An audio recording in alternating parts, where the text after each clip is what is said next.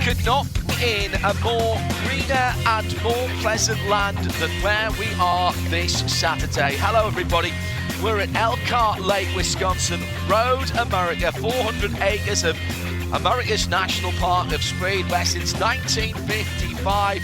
This just over 4-mile circuit has been challenging the world's very best. I'm John Hindorf and Shea Adam is alongside me in the IMSA Global Broadcast booth. Gotta say hello to Layla, who's listening down under as well, who's a big fan of our international broadcast. Just around 4 miles, just over 4.048 if you want to be absolutely certain. Action areas at turn 1 into the first corner. It's quite quick into there, you've got to be very determined. Under the brakes, downhill into turn 5. Down at the bottom of turn 8 before the big 180 degree plus carousel, and then up the right hand side of the track into the right hander at Canada corner. All opportunities to make your passes. Make sure, however, that you get it right and that you are in the right part of the circuit, because the speeds here are pretty high and you can have some big accidents, as we did yesterday. More of that in a moment or two as the cars roll off into their formation lap. Yesterday we had beautiful weather again. Riley Dickinson, championship leader, leading off into turn 1, and the number 89 having a spin at the back of the field. And then the big incident which brought out the red flag after we'd seen Todd Parriott have his spin earlier on. 2 cars out of the race, that being the 56 and also PJ Hyatt's car. Took out most of the race, to be honest, but when we resumed with just over 5 minutes to go, it was Riley Dickinson from pole position and from the restart who took the win at the front of the field, which extends his championship lead. Shea Adam, who's been doing the addition of what has been going on. So how does it start? Look, I can work out that if Riley won again and all of his championship contenders are behind him, then he's extended his lead. Yes, and it was a very significant win for Riley Dickinson, who yesterday, for the first time in his young career, was able to spray champagne because it was the first time that he's won after turning 21 years old. He now has an 83-point advantage over Tom Sargent, who starts 6th in today's race. That's where he crossed the finish line yesterday, who himself only has a 9-point gap to Will Martin. So the points have very much closed up in the pro class. For Pro-Am, Efren Castro still is the leader, but he is 25 points ahead of Marco Chironi, today's pole sitter. That gap closing as well. And in AM, Scott Noble won the race, took pole position, took the fastest lap, and once again today took pole position. So he has closed the gap down to 40 points on Mark Fahman. His teammate and effectively team principal in MDK Motorsports. Only 31 cars. We should have had 33. Yes, at the beginning of the weekend, we did have 34. We have since lost Michael McCann after an incident in practice 1. And then yesterday, as aforementioned, Jeff Mosing and PJ Hyatt both not taking part in today's race. But we do still have a full field of cars. And with 18 of them lining up in the pro class, it's going to be busy out there at the front of the field. Take a deep breath, everybody. The safety car lights, or as it is now the pace car lights, the Porsche Turbo, in that very fetching red metallic, has turned off the safety car lights, so that means that it will in a moment use its all-wheel drive to pull away and leave the field under the charge of Riley Dickinson for Kelly Moss, who is having a superb season.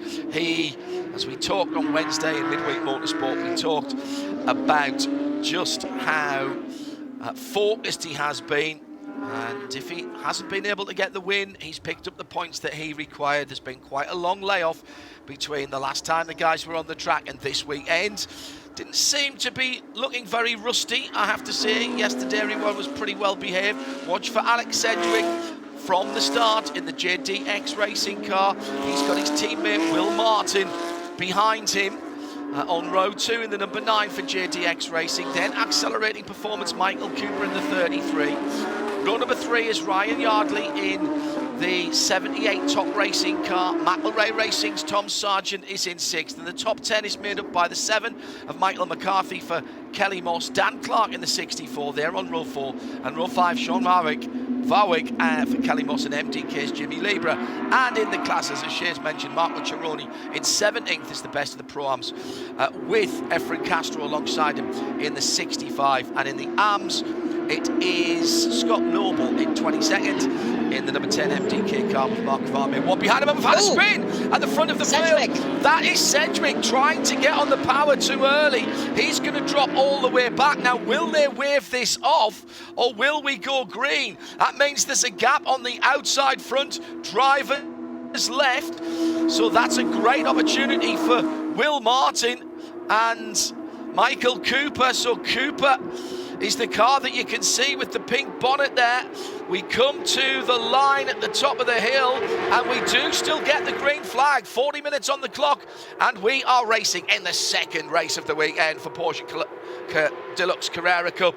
Straight away, Riley Dickinson pulls onto the racing line for the right-hander and turns in through for JDX. Will Martin, they look absolutely fantastic in the sunshine. So Sedgwick, we are fairly certain, has gone around Michael Cooper, Will Martin, and Will Martin with that Michael Cooper, excuse me, with that pink bonnet, easily spotted. He's dropped a couple of places there.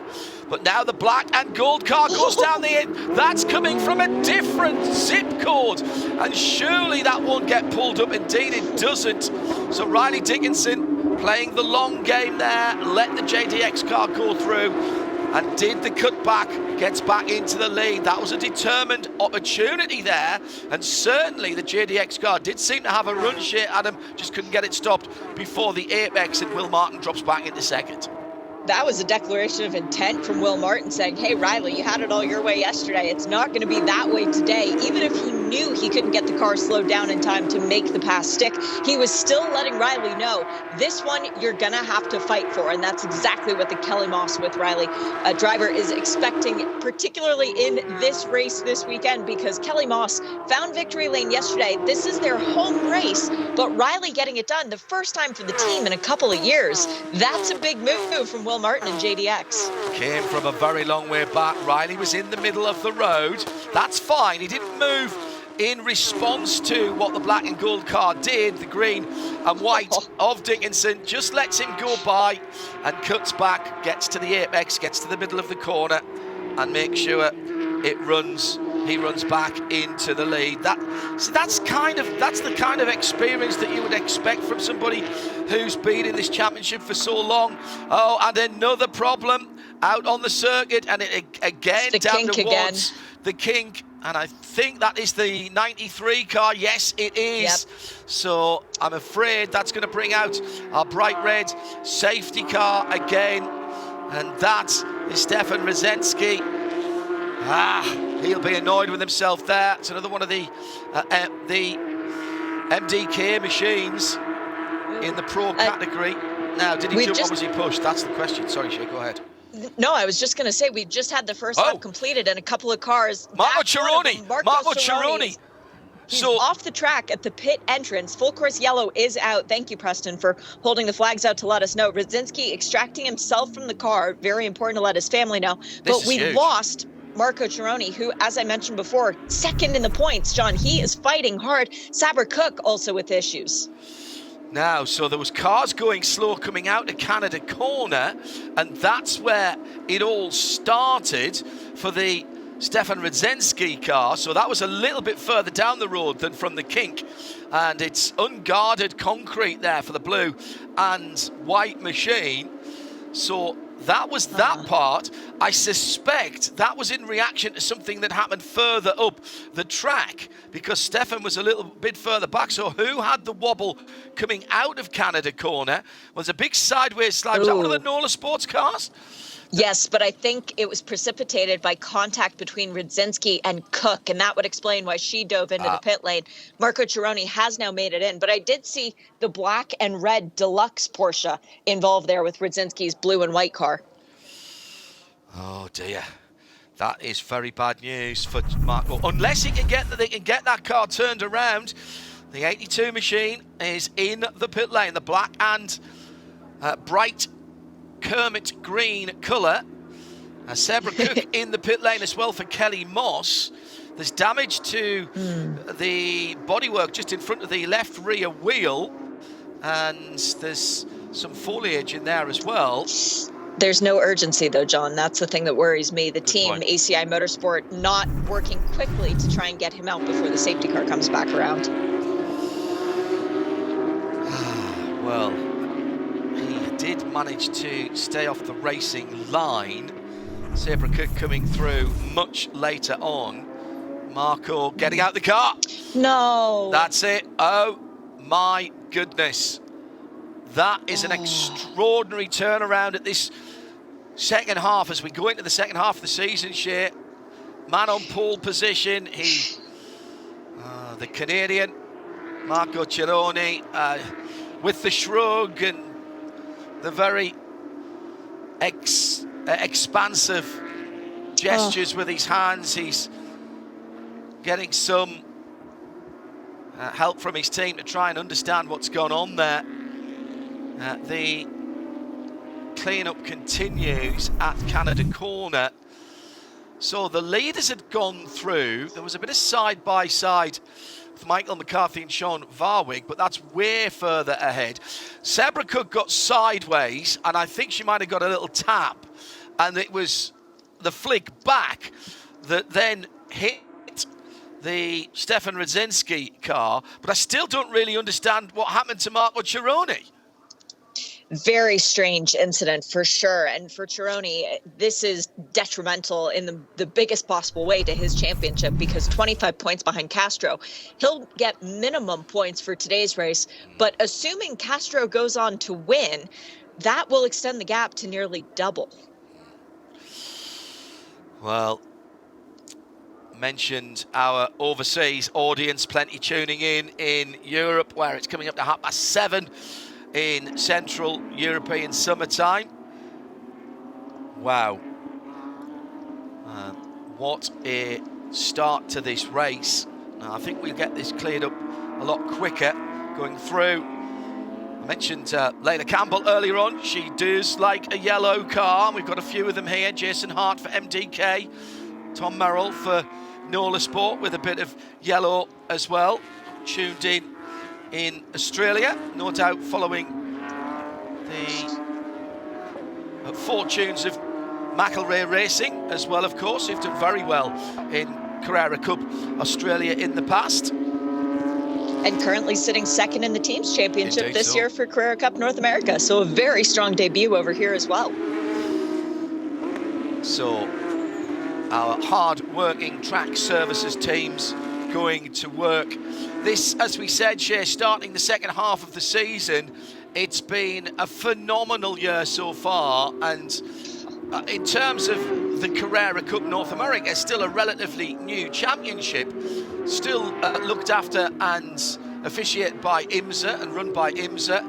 But Porsche Deluxe Carrera Cup North America spreading itself around all the major series in North America. NASCAR this weekend, IndyCar, IMSA, and of course 2 rounds at Formula One support status as well. We've had the Miami race, and we'll finish on the track at Austin and COTA later on.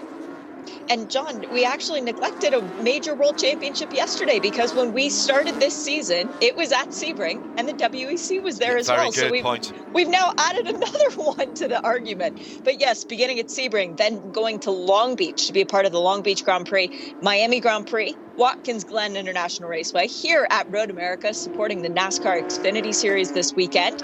Indianapolis coming up next for the Battle of the Bricks. That'll be exciting. Then to WeatherTech Raceway Laguna Seca, where there's just a little Porsche-file event going on called Rennsport, which I am extremely excited about. And then wrapping up the season at Circuit of the Americas, which I'm sure Riley is extremely excited about, because right now he's got the championship lead. And that Texan would love nothing more than claim his first Porsche championship in terms of a global audience there to see him do it on home ground. Now, Shay, you thought there might have been some problems at the start of the race.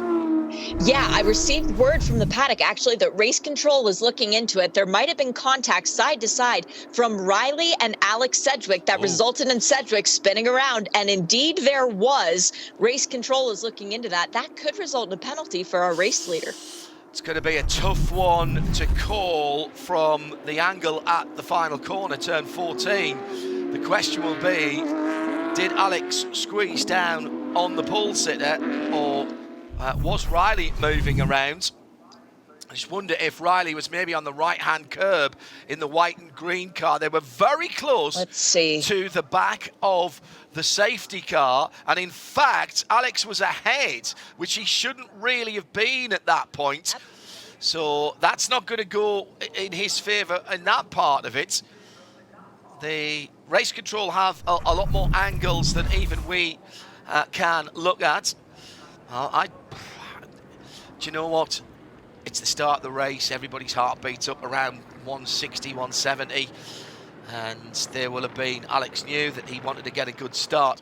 Worked his way, by the way, back up into 16th position. Overall, it should be noted, because he dropped way back in the field. I think he was pretty much at the back of the field at one stage. Yeah. So he's back into 16th in class and overall. He's the last of the pro cars running in line, ahead of the Pro-Ams and the AMs. Actually, I've just said that. I realised that might not be true. Yes, he is ahead of Efren Castro, who is now leading. And this is great news for Efren, with his nearest championship contender in the pit lane. Not the way he would have liked to have extended his championship lead, but we know that the other classes are always very hard fought. Just under half an hour to go. The safety car lights are out as the sad sight of Stefan Rosinski's MDK Motorsport Porsche, the number 93 multicolored blue and white car, is being flat-backed to the paddock. Now, watch Will Martin in the black number 9, and Top Racing's Ryan Yardley. Michael Cooper for Accelerating Performance is the one with the pink and green front end. Then it's Kelly Moss's Michael McCarthy. Sean Varwig, McElrea Racing's Tom Sargent, Speedy Dan Clark for Nola Sport. Top 10 made up by Jason Hart for MDK and Nola Sports' Tom Merrill. And they will start in single file once the safety car disappears. So again, it will be up to Riley Dickinson, but this time he doesn't have to worry about anybody on his door mirror. So the Deluxe Porsche Carrera Cup safety car about to kick down through the PDK gearbox. Actually more powerful than the race cars here. That is the turbocharged 3.8 flat 6. This is the race cars that normally aspirated 4-litre car engines. Beautiful engine, just being transplanted into the new 718 Spider RS. 507 horsepower here, and in the GT3 and GT3 Touring 911s, 493 in the new RS 718. Great restart from Riley Dickinson, backing up the field and waiting until it was the prime opportunity to jump away. And that's what he's done. He's actually stretched a bit of a gap over Will Martin. And shout out to Ryan Yardley, running P3. That would be his first podium of the year if he can hang on to it. But Michael Cooper doesn't want to let him do that. Not sure whether Michael Cooper diving down the inside was as much to deter those behind him. And the side-by-side there as Dan Clark in the orange and green car got very, very up close and personal to the number 17. Tom Sargent. Yeah, Tom Sargent in the McElrea Racing car. Now, has he given that back? No, he hasn't. So that was quite robust going into the first corner. Now, defence from third position, Riley Yardley in the black and gold with the silver hindquarters, the dark grey actually, and gold. And again, there's a touch there, and again, oh my goodness, that's Michael McCarthy. Kelly Moss Racing into the barriers, driver's left coming out of turn 5. There's damage to the steering on the left front of that car. That's the one with the pink flashes on that machine. Same green and white with the handprints. Racing for Children's. That's another annoyance there, and he's finding that hard to keep that car straight. He'd be looking for the overlap where the orange is on the side of the circuit. He's not going to get that to there, and that, I'm afraid, that's Michael Cooper coming back onto the circuit, I think, there, Shea. And if you're going to go off the circuit, you've got to come back on and give the person there some room. Yep, and that was an instance of Michael McCarthy taking advantage of a car trying to dive down the inside or maintain position, as it were. Ryan Yardley going into turn 5. Michael Cooper not wanting to give up the spot. He did run way off the track, but for McCarthy, you have to leave room. You can't just expect your competition to disappear. We've seen that exact move in IMSA, in IndyCar, in NASCAR even, and it never works out properly. I hope that McCarthy can find one of those orange overlaps, move his car safely off the racetrack, and we can stay green. It's in the gap between turn 6 and the kink at turn 7. We have stayed green, although the debris flag is out. The rubbish on the track flag is out. That's the yellow and red. And there are pieces of Porsche on that front straight down towards the braking area in turn 1. But other than that, we have stayed green, which suggests to me that race control either think that car is far enough off the circuit, or it has been moved, and Michael has managed to get it there. Fastest lap of the race last time around, and there are points for that. That is 2:09.5 for Riley Dickinson in the classes. Moise Uretsky has the best Pro-Am lap with a 2:12.1 and a 2:12.5 for Mark Kwame, who is now in the lead. Kwame has taken the lead in the Am category, and my hope that Porsche of Michael McCarthy, the number 7 car, had got to an overlap, was misplaced, and the hard-working Road America intervention team are there. Hopefully this shouldn't be too long of a yellow, but I just want to touch on the fact that Moise Uretsky, at the risk of doing curse to the commentator, great job so far by Moise this weekend overall, because he came into it 4th in points. He's already jumped up to 3rd after yesterday's race. And given the struggle that we've seen for Marco Cironi sitting in the pit lane, well, at the start of today's race, Uretsky had 141, Cironi had 172. That's not enough to change anything as far as the order is concerned, but Uretsky stands a very good position. Castro doesn't need to win today's race to extend the points gap. Uretsky needs to win today's race to try and get back into the championship fight. So we've got a really good opportunity for the accelerating performance number 44 to better himself, and that's all I've seen from Moise this weekend. Super livery on that car with the shades of purple and blue fading into each other. The cars, by the way, all turn up from Porsche Motorsport in a colour called GT Silver, which you actually can buy your 911 in. And it's all the work of the livery artists and designers. Let's unpick this again. Absolutely clear to me. Both of them actually were slightly off the track, but Michael Cooper coming back on, bit of hip and shoulder to Mike McCarthy, just ushered in. You know, that looks a lot worse than it is, because it almost looks as though Michael Cooper drives McCarthy off the track. That's not what's happened there. When they get together, there's been an interlocking of the front wheels. The cars run a lot of what's called camber, and that means that the bottom edges of the tyre sit substantially further out, the wheel and tyre, from the bodywork than the top. They are tilted at an angle with the top of the tyre tilted in, and that's front and back to get, when you are cornering hard, to get as much of the actual tread of the tyre, the face of the tyre, onto the road as possible. And what that means is that the bottom edges of those front wheels, the rear wheels as well, but the front wheels, they just stick a little bit proud out from underneath the fenders, the wheel arches. Absolutely perfectly illustrated by that pink and silver car going down towards turn one.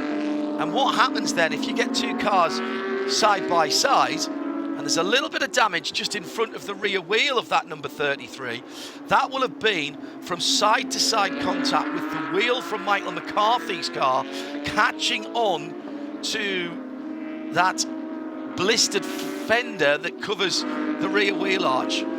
And basically they interlock, and at that point neither driver, Shea Adam, is really totally in control. No, they're both passengers at that point. And hats off to our cameramen and women around the track for getting such wonderful angles to demonstrate it. Yep. And all of our friends at NASCAR Productions, because that really was a beautiful pictorial view of what it's like when you see the wheel sticking out more at the bottom. And I know that pictures don't work on radio, but hopefully John was able to describe it well enough that people at home could get a good sense. Now, the car from Michael McCarthy has been loaded onto the rollback. Hopefully he's gone over where the smoke was, just a little bit further up from where his car stopped, and asked what's on the barbecue, what's up for lunch today, as so many of the fans have come out to Road America today and brought all kinds of different accoutrements to try and enjoy the day's racing. And I want to hear the best option of food out there from you guys. Send us a note on X or Twitter, but still, how can you get any better than the 24-piece bucket? I mean, that is the best option from the patio, isn't it, John? Everything's good here. Home of the brats, just not too far away. And for those who haven't been to Road America before, A, why not? And B, put it on your bucket list, start planning. We're with the full IMSA schedule next weekend, including WeatherTech Sports Car Championship, Michelin Pilot Challenge, and looking forward to that massively, with all of the concessions for the food all run by local charities. So not only do you get really good food, all the volunteers are there, and the proceeds going to each of the local charities, local churches, Boy Scout, Girl Guide groups, etc. And therefore, you're getting great food, prepared with love and care, and a lot of local produce, of which, by the way, local produce around this area is fantastic. And you're also supporting very good causes. I've always thought that was a really brilliant initiative here at Road America. See you guys next weekend, when I will probably eat my own body weight in a variety of the track food. I booked two seats on the way back. Money. Yes, just take my money. I booked 2 seats on the way back because I'm just going to be lying out there groaning under the weight of fabulous track food. 18 All right, minutes. Here we go. 18 minutes to go, Shea, and we are ready to go back to green. And Riley Dickinson, for the 3rd time then, has the race field under control for Porsche Deluxe Carrera Cup North America here at the NASCAR Road America weekend. Second race, Riley waits for everybody else to get a little bit of lock into their steering as they're turning into turn 14. He straightens up his wheel and gets his foot down. That's how he jumps away 4, 5, 6, 7 cars lengths. And here's Ryan Yardley going the long way around on the black and gold JDX car of Will Martin, and they touch. And that's exactly the same thing again. That was wheels touching, and somehow at one of the fastest parts of the circuit they managed to avoid disaster. Great driving by both of them, but they were leaning on each other there. Neither wanted to give racing room. That's not going to go down well at race control, and pushing their way through there. They've dropped well down the field, and that's going to leave Sean Varwig in second position, Shea. Oh, I'm very disappointed by that move by Ryan Yardley. I was really hoping for him to get in and get his first podium of the year. His best finish so far being 4th. But now Michael Cooper is on the move and seeing an opportunity of a trophy. He gets through around the outside of two of the yellow cars. In fact, there's a bunch of yellow cars there. Dan Clark, I think, taking an opportunity to do a twofer pass there. Second place battle going into turn 1. Yeah, there was definitely at least one touch as they were coming into the braking area. Actually, I've got to say, I've got to say, I think it was the JDX car moving over. Now, I'm not saying that he did that on purpose. It is quite bumpy in the braking area there, but I didn't see a lot of movement, if I'm honest, there from the car trying to go around the outside. We'll leave that up to the race control to take a look at that. Efren Castro still leads Pro-Am from Moisey Ureski. Mark Varme's got ahead of Scott Noble in the AM category, and they're running now in the mid-teens. Those two-car battles down to Canada Corner for the leader and straight on. Now that was a big moment because that yellow car that went straight on there at Canada Corner was on the grass just before then, and that was the number 4, Velázquez de la Torre for JDX Racing, and I think that car was on the grass on driver's right coming down into Canada Corner, so I reckon that might have come right across the track. That looked like a very wild ride indeed. Riley Dickinson has lit the afterburners. Turn and burn, baby. Turn and burn. And now we've got a situation where Sean Barwig, his 2 cars are off at the final corner. Now, who is that? I think that's Todd Parriott, I think. Todd Parriott. Yep, I would agree with that. And Kyle Washington. Running around? Kyle Washington. Oh, no, the two GMGs. GMG. Yeah. Oh. Well, that's not going to make team principal James Safronis very happy to see both of his cars off. Now, they've both managed to continue. Did they get up into the pit lane? Yes. Washington is trying to make it up the hill. That was at the final corner, turn 14. They didn't get the best of starts. There was side by side, and that's, well, I've got to tell you, I don't think that was very smart. Still, I mean, we've still got nearly 15 minutes to go, and again, this is side-by-side contact share, so it's damage to left-hand side wheels on the number 32 multicoloured car of Kyle Washington, who has made it back to the pit lane, but hasn't quite popped the pit lane sensor yet. And Todd Parriott in the 89 car will have corresponding damage on his right-hand side. Dickinson has cleared off to around about 2 seconds. Fastest lap of his race for Sean Varwig, and second for Kelly Moss.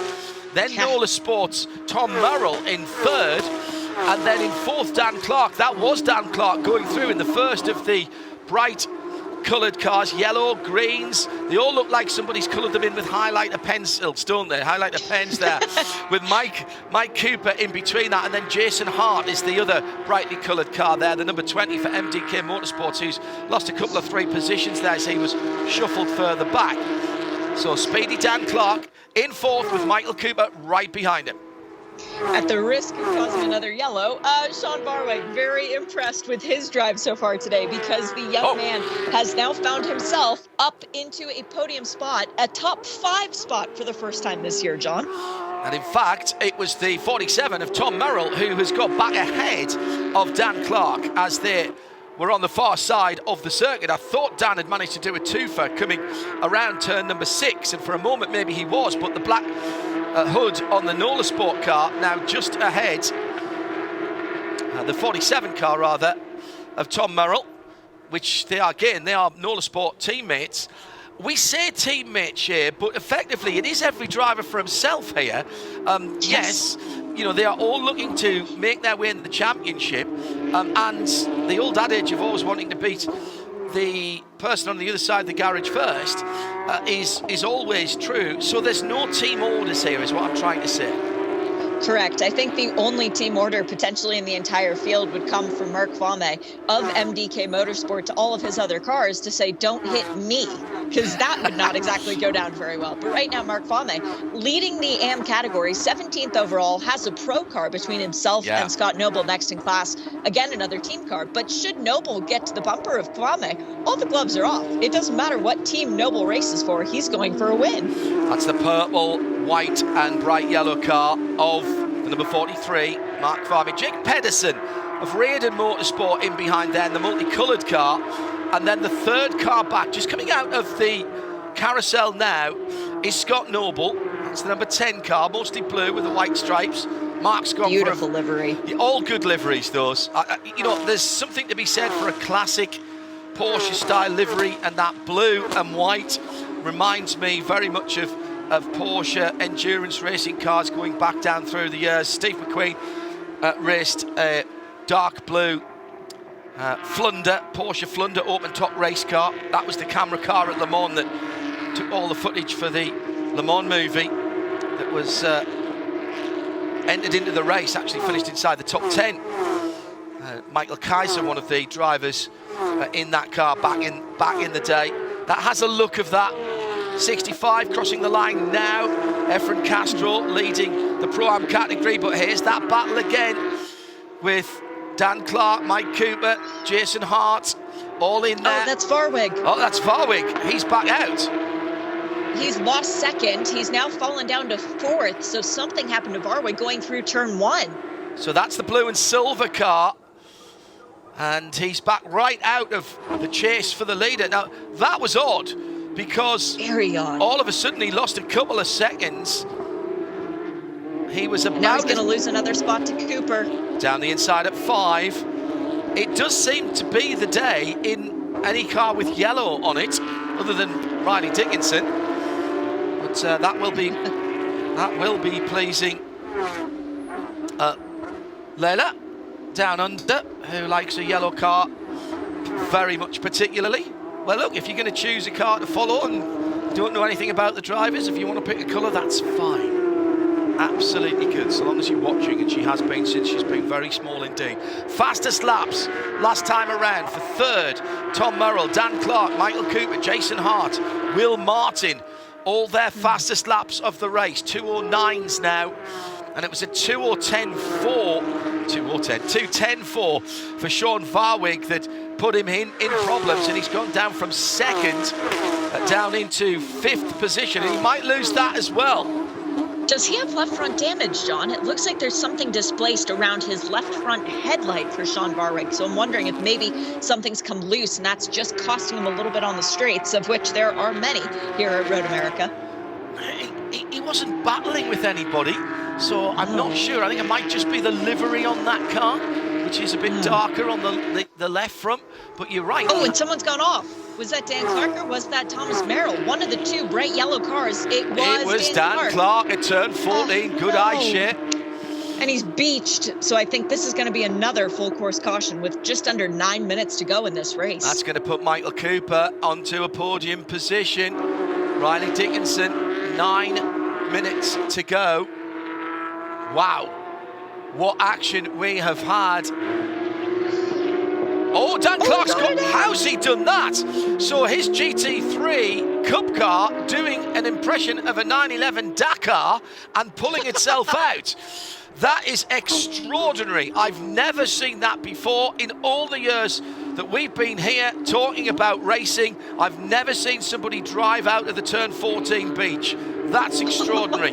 Couple of cars with damage to the front ends of them, including that black with gold striped JDX racing car of Will Martin. Jason Hart, MDK ahead of him. Looks like his hood, I was going to say bonnet, but there's no engine underneath there as well. The number 20 car, that's flapping around as well. I think that is bearing witness, Adam, to just how close the racing's been. There has been a bit of rubbing during this racing. Well, you know, it would be a NASCAR weekend if there wasn't. And I talked to someone a little bit earlier on, who shall remain anonymous to keep their job, who said, you know, we saved the bumper budget for race 2. I think that's definitely been utilized today, especially considering the next round of the Porsche Deluxe Carrera Cup Championship takes place in just over a month. There's time yet to fix these cars. Sean Varwig, whatever his problem was, he's now picked up his pace again. Another 2:13 last time around. So no, he hasn't. So that's why he's dropping away from Michael Cooper. New fastest lap of the race here in the second of the Porsche Deluxe Carrera Cup North America races this weekend here at the NASCAR Road America weekend, and it goes to Riley Dickinson. 2:09.436. He crosses the line now to complete lap number 12. This is a time certain race, and there's just under 7 minutes to go, and just like that, his gap is 4.3 seconds to Thomas Merrill in second in the number 47 Nola Sport car. He's got a second and a half between himself and Michael Cooper. He's got about a second and a half as well between the chasing hordes, himself and the chasing hordes. Here's that battle further down in the top 20. Scott Noble down the inside in the blue and white number 10. Again, a little bit of contact going into turn 1 as Mark Arming, who is leading was leading in the Pro-Am Championship. He's just given that up. This was a battle for the lead of the race. I think there was contact there, John, between Pedersen and Noble. Noble sliding into Kwame. Kwame running well wide. Peterson following him through. And that resulted with Scott Noble taking the lead of the race. But that was no one's fault as far as the AM class was concerned. So the positions shouldn't have to be reversed. And that was a new fastest lap in class, by the way, for Scott Noble as he got the double draft coming up over the top of the rise. I think he's spot on there. I'm not even sure whether that blue and white number 10 actually hit Mark Kavami's car. I think Mark just went wide trying to avoid him. It was a good save by Scott, who was clearly tapped from behind by the multicoloured number 86. Now that is one of the pro cards of Jake Pedersen for Reardon Racing, and that is very, very unnerving when you're in the braking area and you're trying to settle the car down, because you know what, you're on the ragged edge of adhesion already in that braking area, because that is an insanely quick entry to that corner in any car, and then you just get a little bit of a tap that breaks away that grip from the surface. Wow, good driving from everybody. All right, here's Riley Dickinson, blissfully unaware, Shay, of all the action that's going on behind him. Riley, I really hope you watch this race back to see what happened behind you, man, because it's been exciting for everyone else in the race as once again he lowers the bar, or raises it, I suppose, but lowers it in time. 2:09.405 is now the fastest lap of the race, whereas Thomas Merrill, who crosses the line in second, just did his fastest lap at 2:09.638. So that's 2/10 Riley has on the rest of the field right now. Hello to Ashley Freiberg, who's tuned in, hey, watching Ashley. and listening. Been doing very nicely in another form of Porsche racing in North America this year. Hopefully, we'll see Ashley in Carrera Cup North America in not too long a time. I know how hard she has been working, and great to see her back in competitive machinery and doing what we always knew Ashley could do. Hello, Ashley. Nice to know that, you know, when race drivers aren't at racetracks racing, guess what they do? They're sitting down watching racing. Well, and John, exactly on that vein of form, hello to all of our IMSA competitors testing at the Indianapolis Motor Speedway today, because right now is their lunch break, and guess what they're doing? I've heard from several of them tuned into the race, so hey guys out there. And hello also to two of our perennial favorites who are at the track, Amanda Jeanette and Bob Chapman, taking photos and videos of these wonderful Porsches that are out around Road America. Hope you guys are staying calm, cool, and enjoying the food.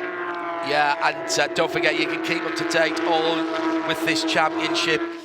A huge amount of social media and information on the Porsche Carrera Cup US website. Just use your search facility and you'll find out all about what's going on and where you can catch these cars again. We have full live coverage, international TV feed, also in the US as well. No blocks, no breaks, no interruptions, right through to the end of the season. All the details on the series website.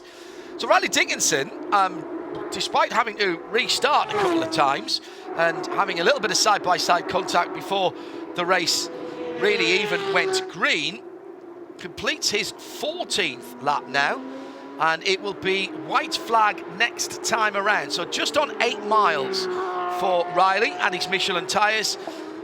Haven't really been pushed too hard, with a couple of interventions from the Porsche 911 Turbo safety car. And in the classes, Efren Castro crosses the line around about 2.5 seconds ahead of Moise Uretsky. And Mark Kvarme still struggling just a little bit, Shea. Pedersen's gone past him now. Now, that's not a battle for class position, but that doesn't help Mark, because the blue and white number 10 of Scott Noble just dropping down the hill towards turn 3 in front of them. That is the class leader now.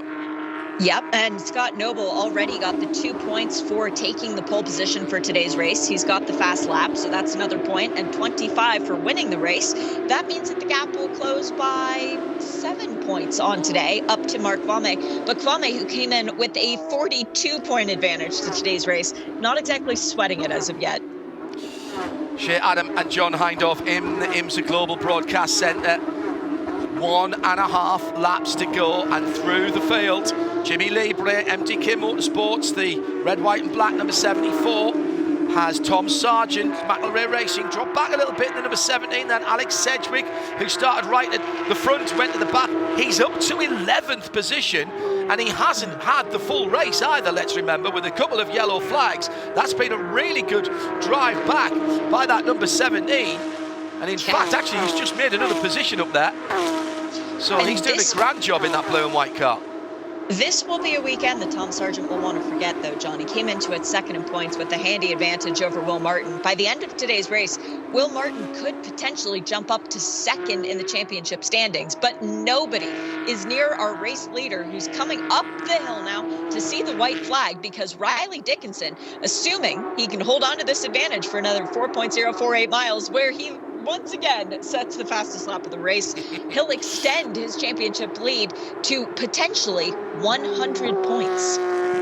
3 figures of a lead is a nice place to be, with the racers running out. The newly resurfaced Road America has provided us once again with a brilliant circuit, a spectacular backdrop, and Riley Dickinson doing what Riley Dickinson and Kelly Moss do, and it's another victory surely. Now, he can't quite get out and make himself a cup of tea, but he's not a million miles away. 5.228 seconds. I said he hadn't taken that much out of his Michelin tyres. He's now just enjoying this. Meantime, further back down the field, the battles continue. The number 20 is Jason Hart in the yellow and black car down at turn 5. He still sits in 5th position, but Will Martin in the JTX black and gold stripe car wants that position. Through turn 6 now, into the kink at turn 7, then dropping down the hill towards the really tricky turn 8, which sort of tightens up on you, and you've got to get that right to get your car balanced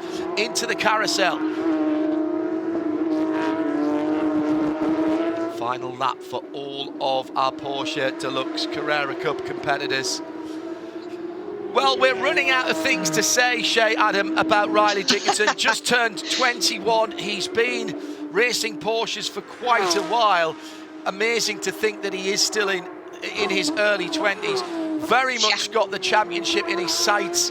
That's what he set out for this year. He wants to represent this championship in the Porsche Junior Shootout back in Europe at the end of the year, and he wants to be the first from the American Series to actually win that and take the opportunity of being a Porsche supported junior driver. That would be brilliant for him. It would be outstanding for this series. And right now, he's showing all the right credentials as he makes it a perfect weekend for the number 53 Kelly Moss team. Riley Dickinson goes 2 for 2 at Road America.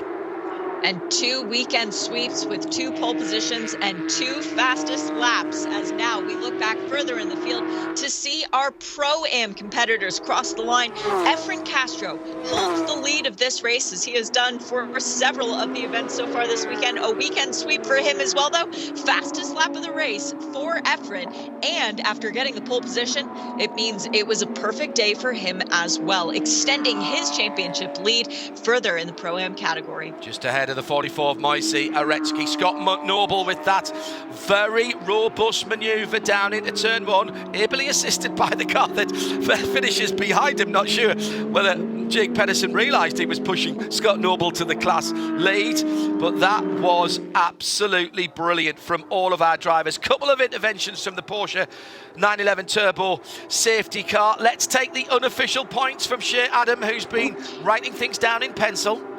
As far as the pro category is concerned, Riley, 103-point advantage. He has 253 points unofficially after today's race. Tom Sargent on 150 maintains second. Will Martin third on 145. And then a tie for fourth between Jason Hart and Alex Sedgwick, 101 points for each of them. As far as Pro-Am is concerned, it is still Efren Castro leading the way.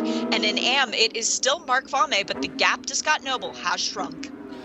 And as Tom Marshallek, who's been watching and listening, doing yard work in Ohio, says he's spot on, man, that Riley Dickinson is good at this race car thing. You're spot on there, Tom. Thanks for watching and listening. That is another step towards the 2023 Porsche Deluxe Carrera Cup North America for Riley Dickinson. And what a brilliant weekend. A little bit untidy yesterday. Glad to tell you that whilst the cars were damaged, all of our drivers were absolutely fine. We started 31 cars today. Lost Stefan Radzinski early on. Michael McCarthy ended up in the pits, as did Kelly Moss's as did his Kelly Moss teammate Sabra Cook, and Marco Cironi from ACI, and Kyle Washington from GMG. Todd Parriott did manage to finish the race. There was one or two cars once again that were slightly dinged up, but that all happened behind Riley Dickinson, who drove away from the field and finishes 6.3 seconds ahead of the field, stretching his championship lead to over 100 points. What a great weekend here at Road America. Thanks to Shea Adam, I'm John Hindorf, and on behalf of all of our team at the track and in Charlotte, join us for the next one.